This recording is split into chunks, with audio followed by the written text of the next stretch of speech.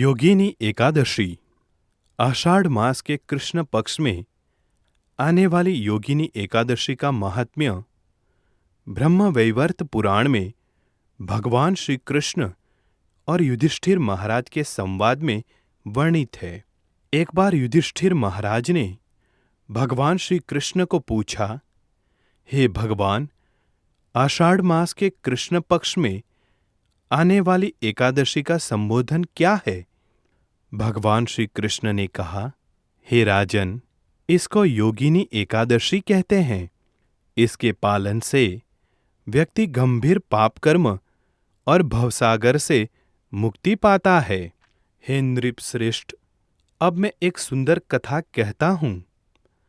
अलकापुरी के राजा महाराज कुबेर शिवजी के अनन्य भक्त थे। हेम नाम का यक्ष उनका माली था।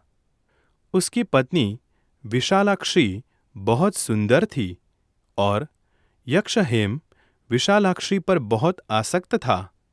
मानस सरोवर से सुंदर फूल इकट्ठा करके वो फूल हेम कुबेर को देता था। कुबेर उन सुंदर फूलों का उपयोग शिवजी की उपासना हेतु करते थे। एक दिन हेम ने सुंदर फूल इकट्ठा किए, पर वो कुबेर को न देकर पत्नी के प्रेम के कारण घर में रख के उसके साथ ही रहा। फूलों के अभाव के कारण पूजा संपन्न न हो सकी। 6 घंटे प्रतीक्षा के पश्चात कुबेर को अत्यंत क्रोध आया और उन्होंने अपने एक सैनिक को माली के पास भेजा। हेम माली के पास से लौटते ही कुबेर को उस सैनिक ने कहा, हेम माली घर में अपने पत्नी के साथ संग कर रहा है। यह सुनने के पश्चात कुबेर ने हेम माली को अपने पास लाने का आदेश दिया। अपनी भूल को जानकर हेम ने कुबेर के सामने आते ही साष्टांग प्रणाम करके हाथ जोड़कर खड़ा रहा। क्रोधित कुबेर ने उसे कहा, हे मूर्ख, आध्यात्मिक तत्वों का खंडन करने वाले महापापी व्यक्ति, अपनी पत्नी के आसक्ति के कारण आज तुमने मेरे प्रिय आराध्य महादेव जी का अपराध किया है। ये केवल तुम्हारे इंद्रिय भोग के कारण हुआ है। इसलिए तुम्हें कोढ़ो, ये मैं शाप देता हूं, जिससे इसके आगे तुम अपनी पत्नी से हमेशा दूर रहोगे। मूर्ख, फौरन इस जगह से निकल जाओ। कुबेर के इस श्राप से हेम माली का अलकापुरी से पतन होकर इस मृत्युलोक में जन्म हुआ। थोड़े काल बाद उसे कोढ़ हुआ। उस दुख से वो परेशान था। भूख, प्यास और परेशानी से व्याकुल होकर वो वन में गया और बहुत रात दिन उसने उसी तरह गुजारे।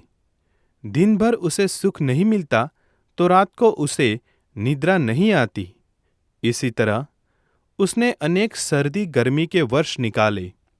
पिछले जन्म में शिवजी की उपासना में सहायता करने के कारण उसे अपने पिछले जन्म का स्मरण था और अनेक पाप कार्यों में मग्न होते हुए भी उसकी चेतना शुद्ध और सावधान थी। भ्रमण करते करते एक दिन वो मेरु पर्वत पर पहुंचा। वहां पर उसने महान तपस्वी मार्कंडेय जी को देखा, जिनकी आयु 7 कल्प है।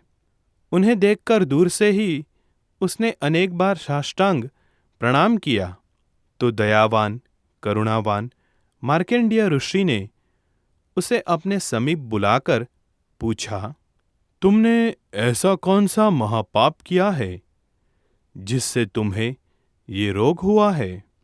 यह सुनने के पश्चात हेम माली ने सभी वृत्तांत उन्हें कहा और पूछने लगा, हे ऋषिवर, गत जन्मों के कुछ पुण्य के उदय से आपके दर्शन मुझे हुए हैं।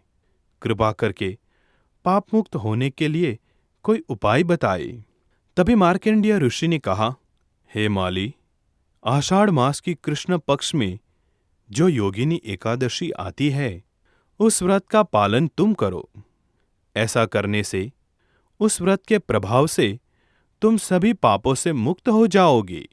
ये सुनकर हेम माली ने उस व्रत का कठोरता से पालन किया और कोढ़ मुक्त होकर अलकापुरी को लौट गया और अपनी पत्नी के साथ आनंद में रहने लगा।